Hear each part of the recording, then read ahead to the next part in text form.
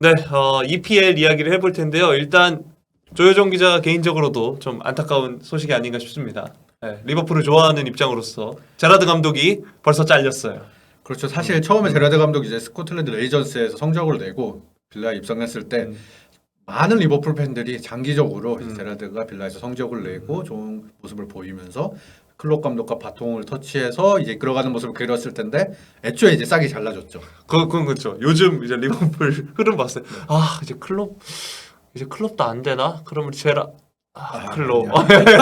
없다. 클럽밖에 없다. 다시 이제 고개를 돌릴 네. 수밖에 없는 상황이 됐죠. 네, 어쨌든 12라운드 풀럼전에서 완패를 했어요. 이게 지난 금요일 새벽 경기였던 걸로 기억을 하는데 금요일 새벽 풀럼 승격팀이잖아요. 네. 풀럼전에 0대3으로 완패를 하면서 2승 3무 6패 17위까지 떨어졌었고요. 그때 이제 그 당시 기준으로 이제 18위가 울버햄птон 윈도우스였는데 승점이 동률이었어요. 그래서 사실 강등권과 승점이 같은 상황까지 처지면서 결국 빌라가 결단을 내렸습니다. 제라드 감독을 경질했습니다.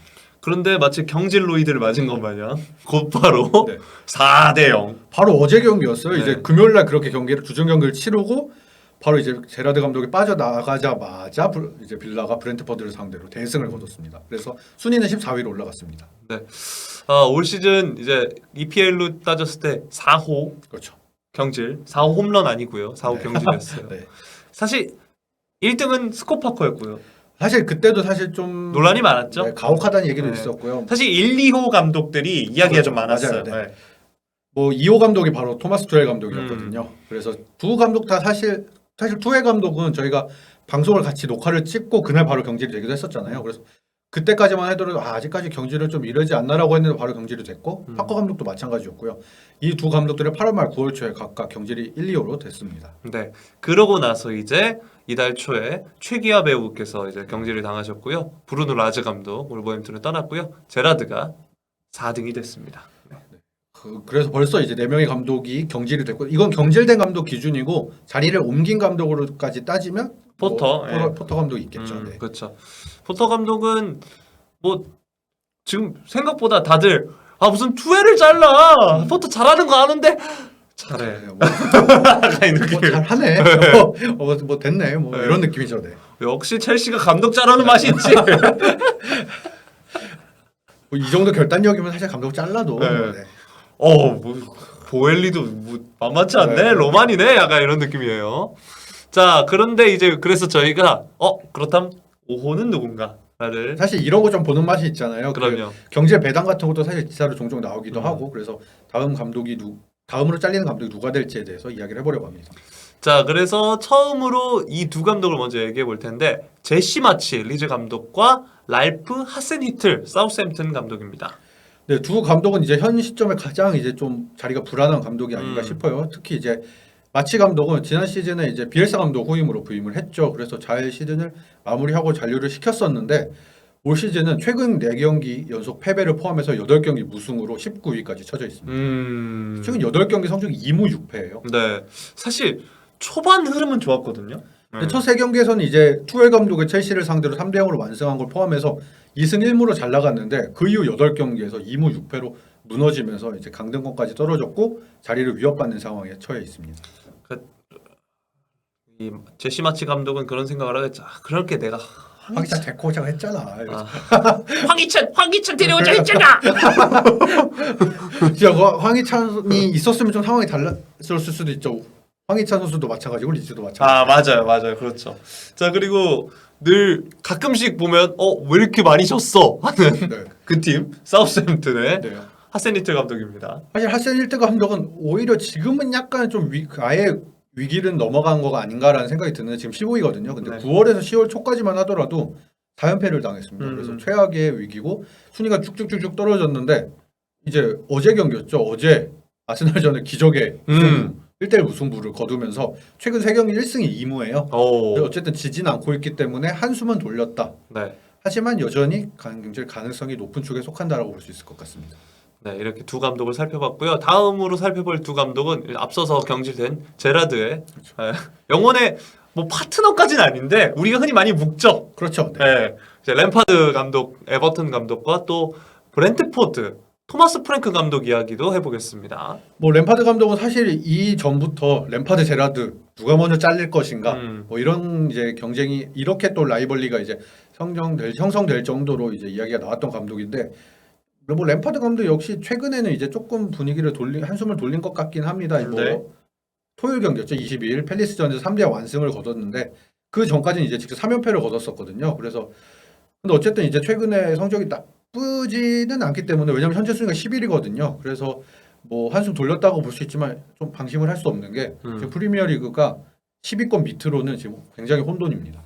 강등권까지 이제 11인데 에버턴이 11인데 강등권까지 승점차가 4점밖에 나지 않아요. 그래서 한 경기 삐끗하면 쭉 추락할 수 있는 상황이기 때문에 램파드도 안심할 수 있는 상황은 아니다라고 볼 수 있습니다. 사실 에버튼이 요즘은 돈을 많이 쓰지만 한창 없던 시절, 그렇죠. 네. 돈 없던 시절에 지금의 웨스트햄 혹은 지금의 토트넘의 위치에 이제 그렇죠. 에버튼이 있었는데 오에스 감독 시절에 네. 뭐 이럴 때 정작 돈을 쓰는데 네. 성적이 이제 나오지가 않죠. 네. 네. 지금 그런 상황이고 브랜드포드는 10이면 네. 좋은 성적이거든요. 사실 프랭크 감독이 좀 의외라고 볼 수도 있을 것 같은데요. 지금 10이고 뭐 그렇지만 이제 최근 성적이 이제 6경기 중에 4패를 했거든요. 네. 최근 성적도 나쁜 상태고 여기에 더불어서 다른 팀과 계속 연결이 되고 있어요. 사실 뭐 프랭크 감독이 다른 팀이 잘릴 때마다 이제 계속 프리미어리그 다른 팀과 연결이 되고 있거든요. 이번에 이제 얼마 전 이제 제라드 감독이 떠난 빌라 차기 감독으로도 연결되고 있어서 이런 것들이 좀 연이어 겹쳐서 이제 팀을 떠날 수도 있다. 마침 최근 성적도 좀 안 좋기도 하고 그래서 언급이 되고 있는 상황입니다. 자, 그리고 이 감독 얘기를 안 할 수가 없어요. 아니 왜 너는 아직도 사실 지금까지 살아있는 게 지금까지 감독직을 맡고 있는 가장 신기한 바로 그 감독입니다. 네.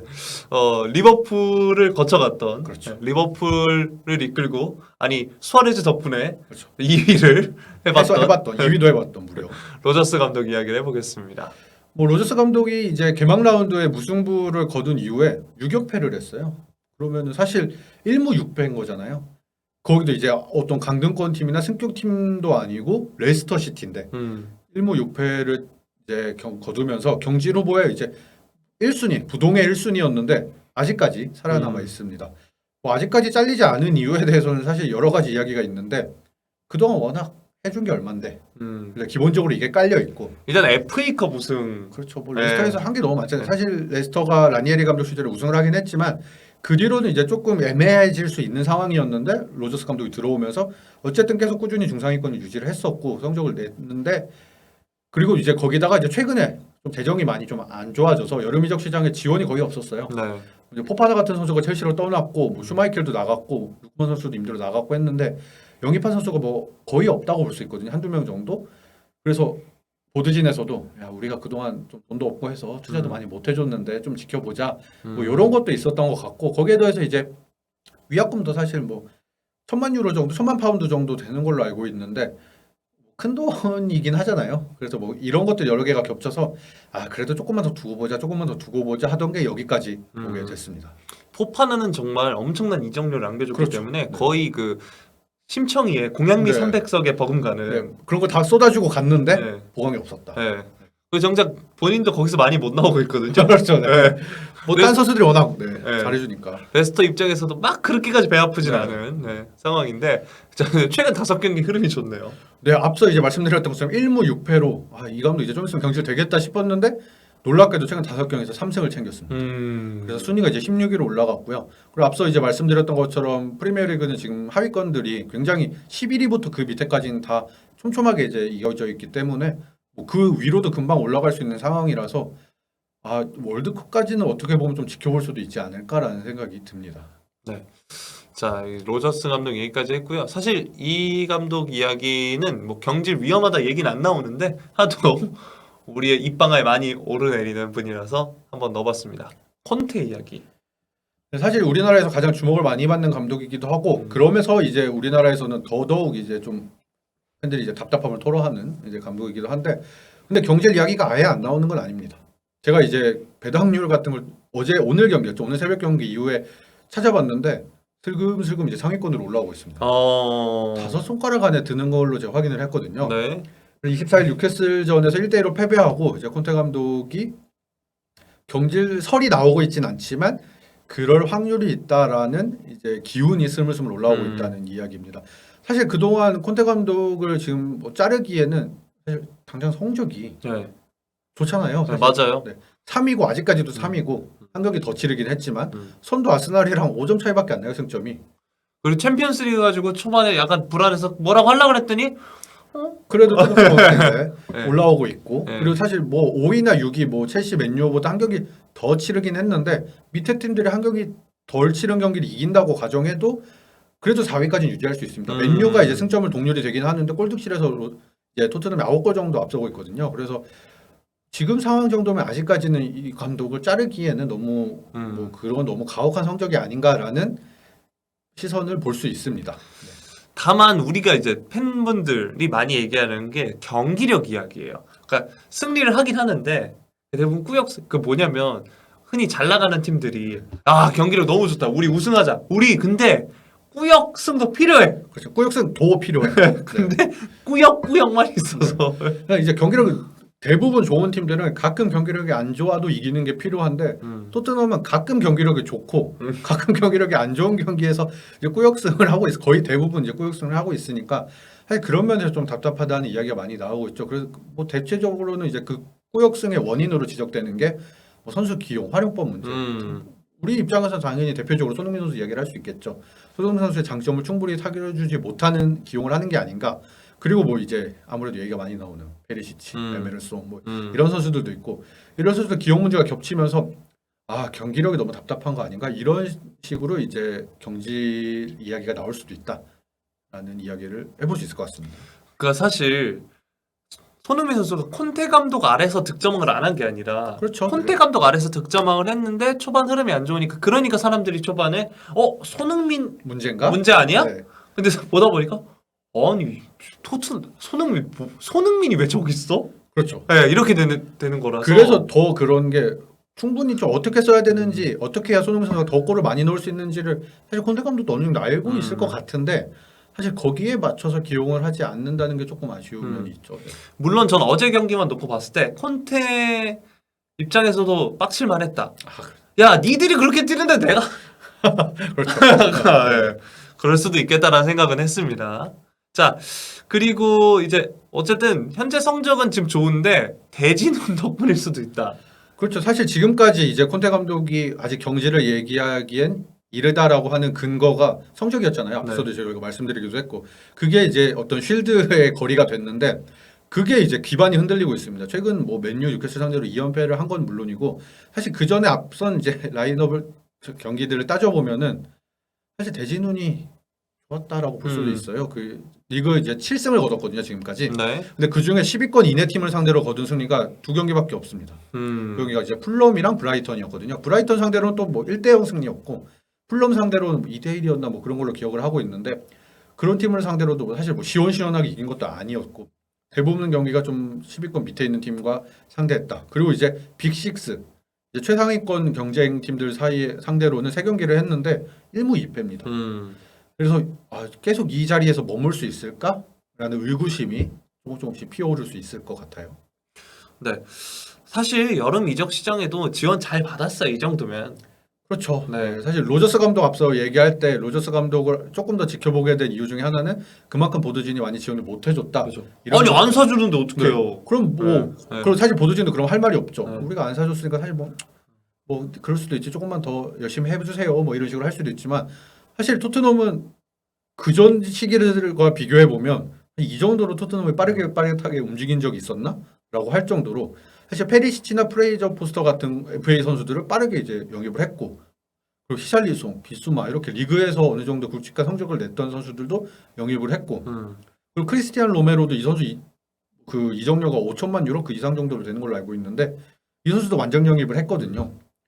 지원을 안 해준 게 아닌데 성적이 경기력이 조금씩 흔들리고 있다. 근데 이런 상황에서 콘테 감독은 우리 아직 선수가 부족하다.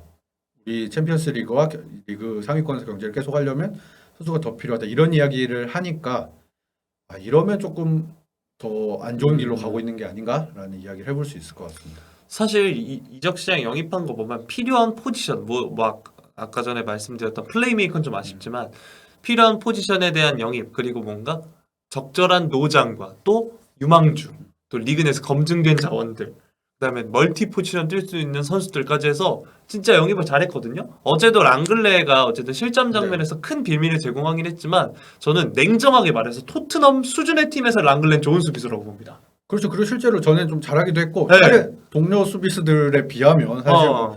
제 역할을 해주고 있다라고 볼 수도 있죠. 네. 그러니까 약간 그거잖아요. 그 우리가 한창 2002 월드컵을 본 직후에 2002 월드컵 바로 직후에 이제 아시안 게임이 있었는데 아시안 게임에서 4강에 탈락하면 사람들이 아니 무슨 월드컵 4강을 어. 갔는데 네. 그런 것처럼 토트넘이 한번 고점을 챔결로 찍으면서 그 좀 보는 눈이 좀 많이 그렇죠. 높아진 눈높이가 느낌이 이제 기대치가 올라간 거죠. 네. 사실 랑글레가 뭐 전진 패스를 뿌려주는 거나 아니면은 하는 거 보면 저는 굉장히 좋은 수비수라고 보거든요. 그 자리에 고민이 많았던 거에 비하면 사실 괜찮은 수비수죠. 그것도 임대로. 그렇죠. 네. 네. 돈도 안 들이고 데리고 왔으니까. 네. 네, 그런 식으로 보강을 해주고 뭐 했는데 사실 뭐 이런 이야기 계속 나오고 한다는 게 제가 좀 네. 그리고 사실 콘테 감독이 이제 또 계약 기간이 원래 기존 계약 기간은 올 시즌까지잖아요. 그래서 사실 더 이야기가 나올 수도 있는 상황이 아닌가. 이 상태로 조금 더 이게 좀 안 좋은 쪽으로 이어지면 그런 이야기가 더 커질 목소리가 커질 수 있지 않을까라는 생각이 듭니다. 저는 그 랑글레 이야기를 좀 덧붙이자면 그 생각 들었어요. 그 토트넘이 예전에 레알에서 후보, 그러니까 스페인 라리가 상위 팀에서 후보로 밀린 애를 데리고 와서 대박을 터뜨린 경우가 있습니다. 라파엘 반더바르트. 아 그렇죠. 네. 완전 에이스였죠. 네. 아 물론 두 선수의 클래스는 좀 차이가 그런데. 있겠지만 그런 것만 보더라도 랑글레가 좋은 영입이고 나쁘지 않은 모습을 점차 적응을 하고 있잖아요. 네. 그렇죠. 사실 처음 초반에 이제 기용될 때만 해도 사실 랑글레 선수가 앞으로 뿌려주는 패스 이런 거 할 때 보면은 아 토트넘 수비진에서 저런 패스가 나온다고 막 이런 식으로 할 정도로 사실 이야기가 나왔었는데 이 선수를 어떻게 잘 활용하는지는 조합을 어떻게 하는지는 사실 감독의 역량에 따라 달려 있을 텐데 그런 면에서는 좀 아쉬움이 있다라고 볼 수 있을 것 같습니다. 제가 왜냐면 유달리 그 얘기를 하는 이유는 그겁니다. 랑글레는 깔아서 패스를 줍니다. 아 그렇죠. 발 밑으로 줘요. 그 옆에 있는 선수는 네. 아니 왜 네. 파비앙 셰어, 막 네. 댄번, 조엘링턴이 있는데 걔네들을 등지고 패스를 띄워서 주냐고. 다이어는 그냥 뭐 관성적으로 하는 그죠. 패스인 그 정도는 거죠. 관성입니다. 네, 그냥. 습관이고. 네. 늘 그렇게 찼으니까. 그러니까 물론 그 선수의 마인드를 다 알 수는 없지만 그 선수의 속을 그냥 패스가 저 방향에 갔으니까 내 스탯은 패스 정확도가 높게 찍힐 거야. 이 생각을 하나라는 생각이 들 정도로 그런 의심을 할 정도로 그런 모습이 너무 자주 나와서 좀 오히려 그 포지션을 보강해야 되지 않나 라는 생각을 좀 많이 하네요. 가운데 네. 그렇죠. 네. 그 사실 그 자리가 원래 토트넘 팬들은 지난 시즌 뭐 그 지난 여름이나 그 전부터 그 자리에 있는 중심이 될 수비수를 영입해야 된다 이야기가 있었는데 뭐 콘테 감독이나 그전 감독들이 다이어에 대한 꾸준한 신뢰를 네, 사실 멀리서 지켜보는 입장에서는 다소 이해하기 힘들지만 보내주고 있죠. Step 1, wake up early, gonna rise with the sun. Step 2, get some good, some food in you. Step 3, think real hard about what you wanna be. Step 4, everybody just do your thing. Wake up, today's gonna be a good day. Wake up, today's gonna be a good day. Wake up, today's gonna be